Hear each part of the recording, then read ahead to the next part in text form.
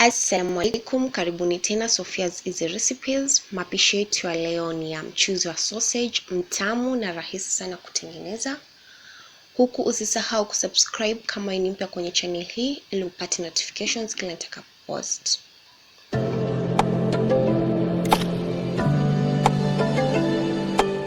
Mahitaji yetu ya leo ni carrot, hoho, kitunguu kimoja kikubwa na garlic ginger paste. Tunahitaji mafuta ya kupikia vijiko vitatu vya kulia. Tunahitaji black pepper ambao ni pilipili manga kijiko kimoja cha chai. Tunahitaji curry powder kijiko kimoja cha kulia, chumvi kiasi cha kwako, sausage 4 zilizokatwa, tomato zilizogratiwa.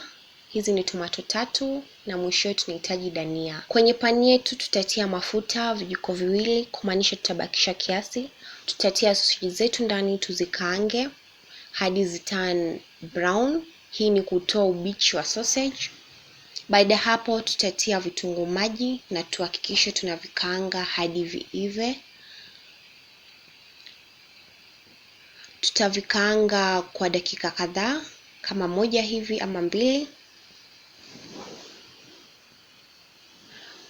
Baada ya vitunguu kuiva tutatia carrots. Tumetia carrots hizi nazo ziweze kuiva, ndio maana tumetia mwanzo. Tutakaanga kila kitu vizuri, tutachanganya.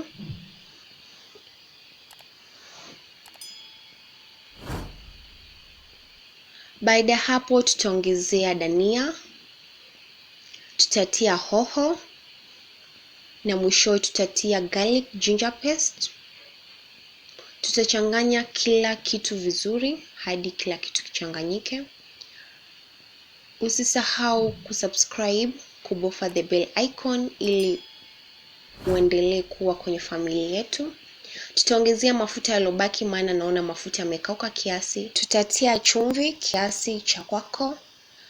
Vile tutie tomato tulizozigrate na mwisho tumalize kwa kutia pilipili manga kijiko kimoja cha chai.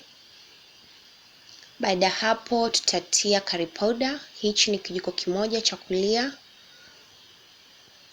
Tutachanganya kila kitu vizuri. Unaweza kutia tomato paste kama utapendelea, ila mimi naona mchuzi wangu kwa mzito kiasi, uzito ninaopenda. Baada hapo utaacha kila kitu kitokote. Unaweza kuongezea vinegar ama limau ila sio lazima. Na vile unaweza tia royco cube ila pia sio lazima, lakini inaweza kusaidia mchuzi wako kazidi kuwa mtamu zaidi.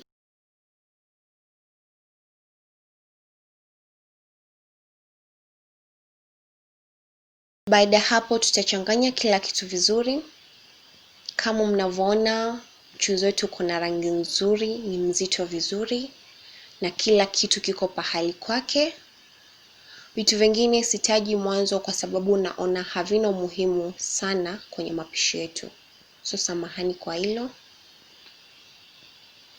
Baada ya mchuzi wako kutokota kwa dakika 1 ama 2 ama hata 3,